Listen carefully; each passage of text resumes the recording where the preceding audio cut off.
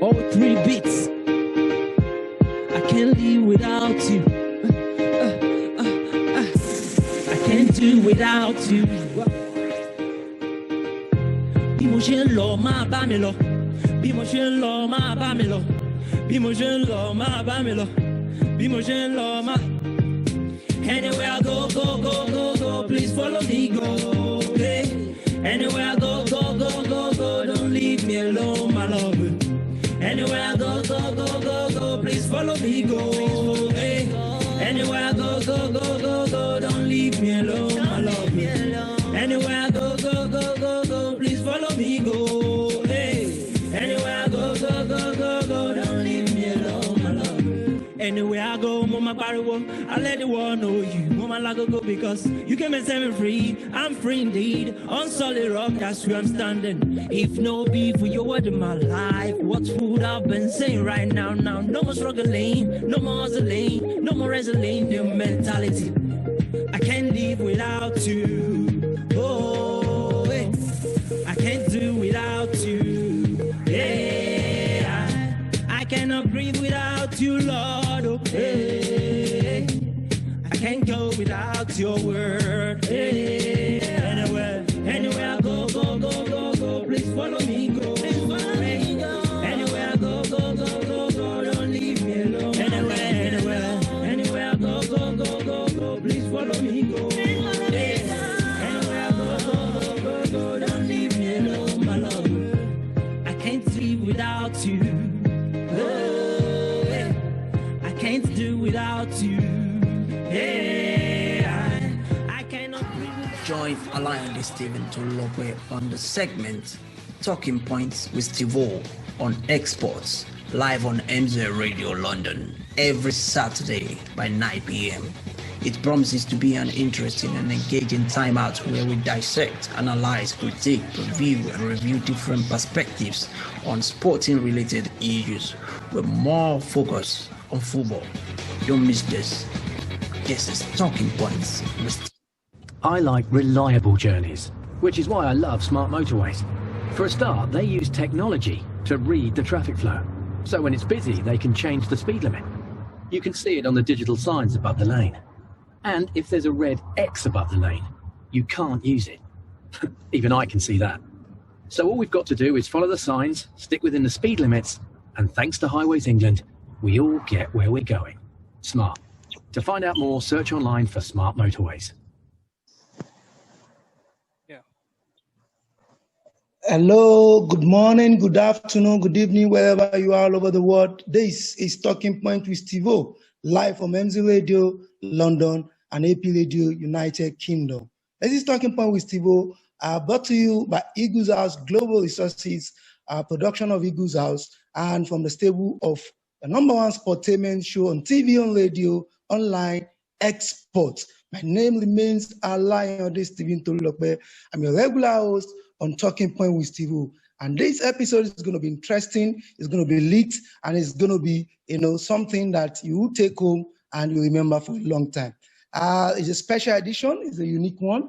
I'm not going to be alone for the first time, on the show. I'm going to be bringing in someone who equally has, a very, quality knowledge of the game of football. I will be dissecting, reviewing, analyzing, and putting together perspective as regards the English Premier League, talking about the English Premier League effort so far. So today I have a special guest in the house, and it's no other person but O.Phils.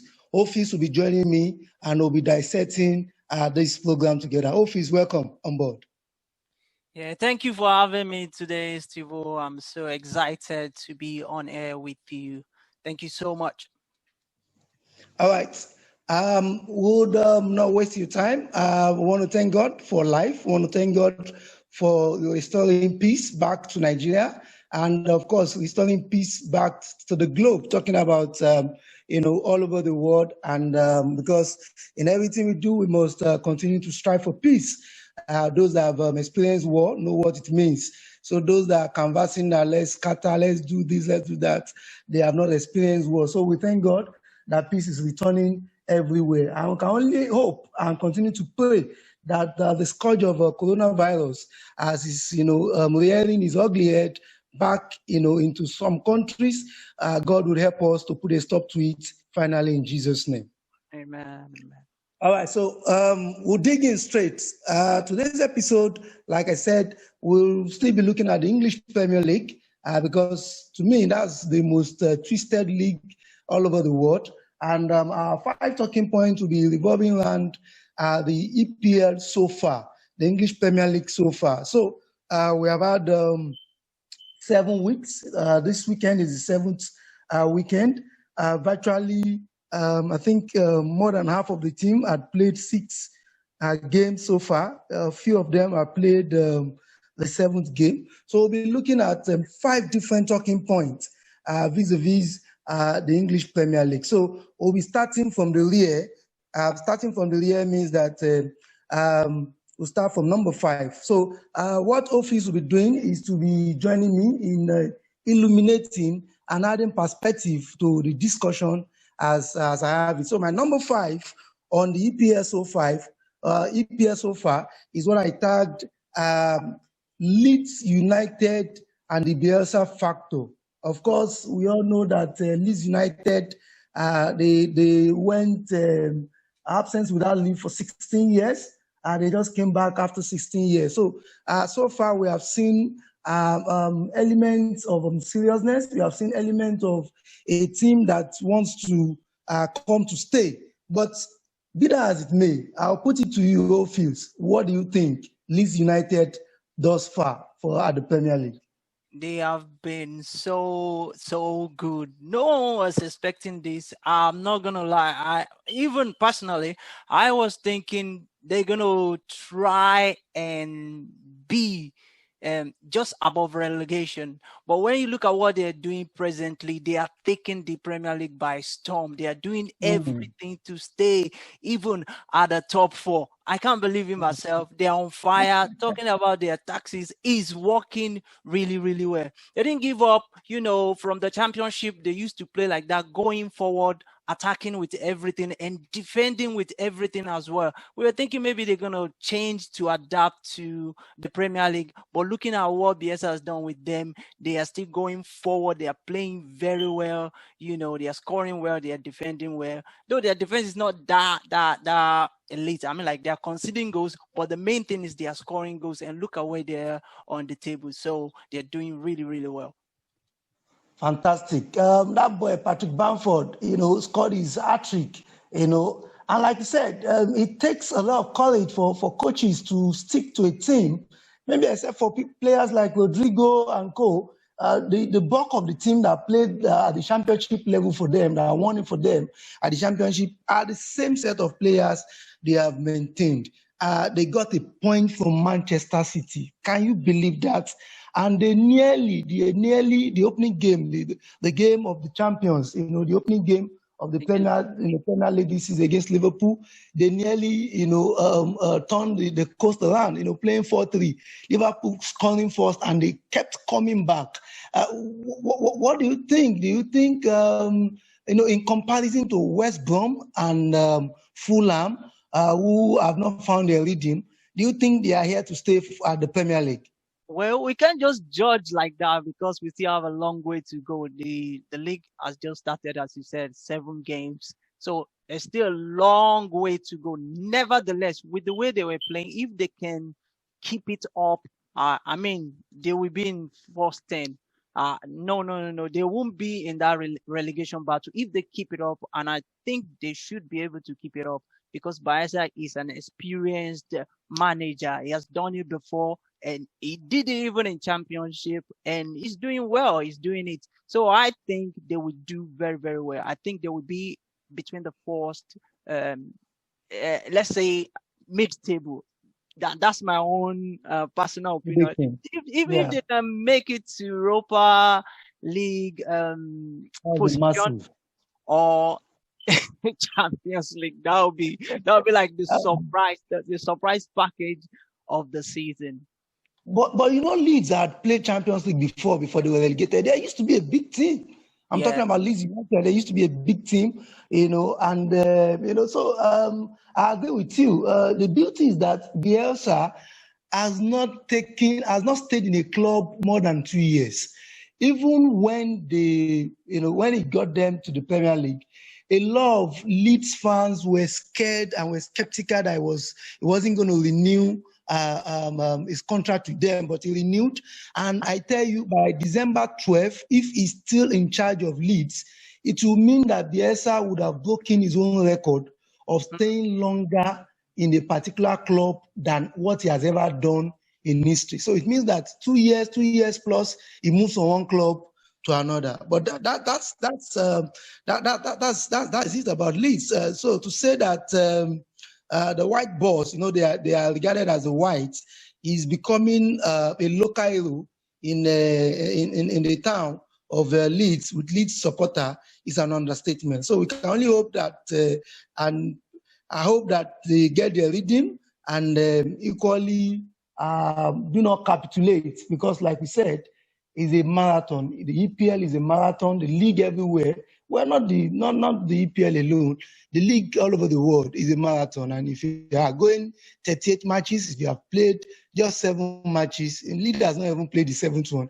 They have played the 6th match. So if they are going 32 more matches, then it should be seen as a marathon. And you don't dissipate all your energy in the beginning and run out of steam in the middle or towards the end. Some people will say Leicester City ran out of steam towards the end last season. I disagree, because I know that about 4 or 5 players, were injured, and from his first team, and it affected. But that's not where we are going. Thank you. I think we have done justice to the Leeds United Bielsa factor. We'll move straight to my number 4. Don't forget, you are still live on MG Radio London and AP Radio United Kingdom. And this is Talking Point with Stevo. And my name remains Alan Steven Tululope. I'm a regular host, and I'm joined by a sports expert who equally understand what it takes to analyze, to review, and to equally do justice to the issue of football and sports generally. We have O.Phils in the house. So number 4, O.Phils, is to look at this season as it were. I tag my number 4, an open season for grab. An open season for grab.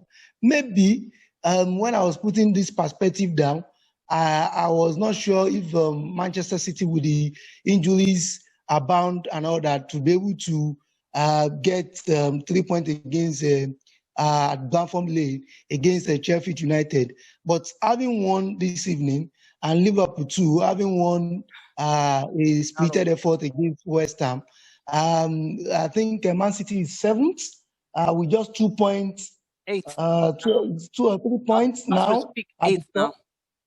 They are 8th now as we speak. So I think they are just 5 points less and with a game to play at the top.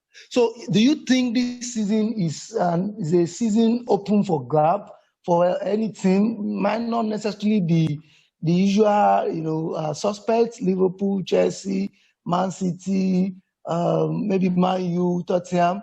Do you think it's open for grab? The Evertons, the Leeds, the Wolves. Do you think they can sneak into challenging for the Premier League this season? As I said earlier on, because the season is still young, we can't really judge from now. It's only 7 games. Some teams have only played 6 games. A team like Aston Villa, 5 games. So it's still young. Nevertheless, with what we have seen so far, I think it's open. It's wide open. When you look at the top guns, the way they are playing, no one is running like if compared to last season. Liverpool were just running, and Man City were following like they were not running; they were flying. Liverpool was flying. So no one is flying right now. When you look at the way Liverpool played almost 14 matches without losing any, and now of course, they have not only just lost now. They have conceded 15 goals, in 7 matches. Right now. It's wide open as we speak. It's wide open. except something changed along the line. You know, because of the injuries, when you look at Man City, they had a lot of injuries, same as Liverpool. So if these teams can come back, then we can say maybe we can see one of them flying. But right now, it's wide open. Everton are doing really, really well, and we must not write Tottenham Hotspur. We can't write them off. They have good players right now. They have good squad, and it's been managed by one of the best managers of all time, talking about Jose Mourinho. So it's wide open. I can't even dictate, I can't predict right now and say, oh, Liverpool is going to win the league or Man City. Man United, they are there as well. And the list that we've mentioned, Leicester, Aston Villa, surprise package. Look at Chelsea, the players they've got. So right now, as we speak, it's wide open. All right, thanks so much, O.Phils. All right, that's our number 4. I'm looking at the league so far. Is it wide open? Is it for a grab for anybody? I'm still thinking that with time, we'll separate the boys from the men with time, I'm very sure. So when we come back, we'll be coming back with our number 3 and number 2. So don't go anywhere. This is the Talking Point with Stevo from the Stable of Exports, brought to you by Eagles Global Resources and Street Creative Studio. And we have with me in the studio, O.Phils, dissecting the issues with me. When we come back, we'll give you a number 3 and number 2. We'll be right back. Don't go anywhere. Join Alayande Stephen Tolope on the segment Talking Points with Stevo on Exports, live on MZ Radio London, every Saturday by 9 p.m. It promises to be an interesting and engaging time out where we dissect, analyze, critique, review, and review different perspectives on sporting-related issues with more focus on football. Don't miss this. This is Talking Points with Stevo. Oh, he loves to fire and what a goal! Oh, I say. All right, welcome back. We are still here on Talking Point with Stevo. So, like I said earlier, we are discussing. Welcome back. We are still here at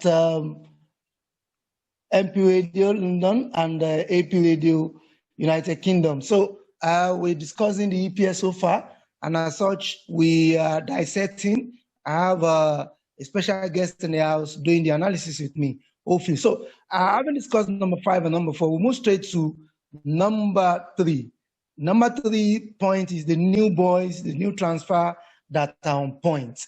We have a couple of them. We have James Rodriguez, we have Alan, we have Diogo Jota, we have Timo Werner, we have Havertz, we have quite a lot of them.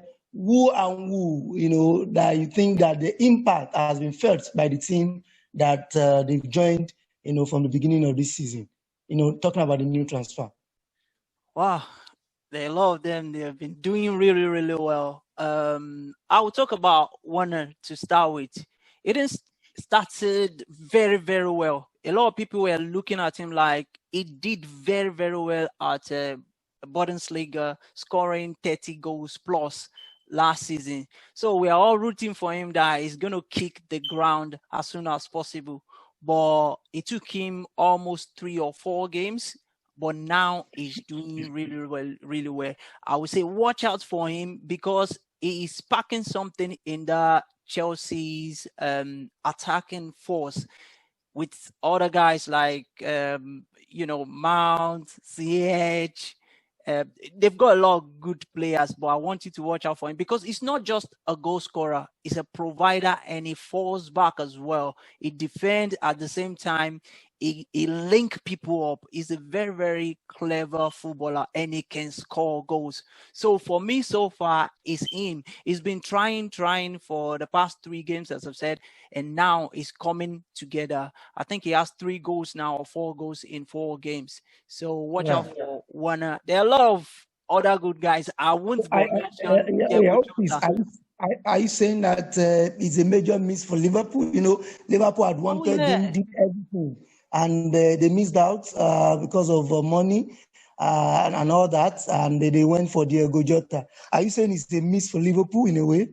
Well, I won't say mixed, but they've got another person, which is Jota. I just want to mention Jota when you came in, because the next person I want to talk about is Jota. It was really, really it was underrated when it was at Wolves. But this guy is very, very clever. He's good in front of goals as well, and he can play any position in the front. He can even fall back to play like a 10. He can play 7. He can play 11. He can strike. He can play false 9. So Diego Jota, in fact, I think not Pep, Klopp assistant is called Pep. He talked about him and he said, this guy is a pressing machine. Like, he presses a lot to get the ball to recover. And look, he has scored as well. He scored 3 goals or 4 goals in 3 games. So he's the coming from the bench. It's the next best thing. Yeah, he's coming from the bench. Yeah. Exactly. Go ahead. So there are a lot of them that they're doing well, but I'll stop on those 2 guys. But I don't think Liverpool will actually miss Werner like that. If you compare the money and the accusation on Jota compared to Werner and see what they're doing so far, and I think Liverpool has a lot in bank that they have a very, very good squad. Like today, Shaqiri coming on to make an impact. Maybe last season people will have written him off like, who is this guy? But look at what he's doing now. He did the same thing during the week. So I won't think that we actually miss when I'm going to Liverpool. All right, so like you said, there are a lot of them, but in my own view, I think James Rodriguez for Everton is like my own number 1 in terms of the impact and the creativity he has brought into the team. Talking about what's it called? Talking about Everton. Everton is something else today because of the 3 guys that he has brought in the middle of the park. Talking about Ancelotti, we are looking at James Rodriguez, the creative guy up front that can score free kick, that can score from. They are looking at Allen and the Coley. Those 2 guys have still the Everton midfield that, unlike before, that the Everton midfield, get captivated easily. Allen and the Coley, are still in the midfield alongside having Gomez and Rodriguez up front. So I think those have equally made a lot of impact since they joined. I agree with you totally on Timo Werner. He's a very good player. And I think I saw a more clever Timo Werner in today's game because he started, He started Tammy Abraham as number 9. He has been starting Timo Werner as 9. But starting, him from the flank, we saw him, do more work today, and he still had his goal. So, in a way, Timo Werner, is there to stay. There's Ziyech, came in, but injury has not allowed him to do the very best. But he started this week, and you know that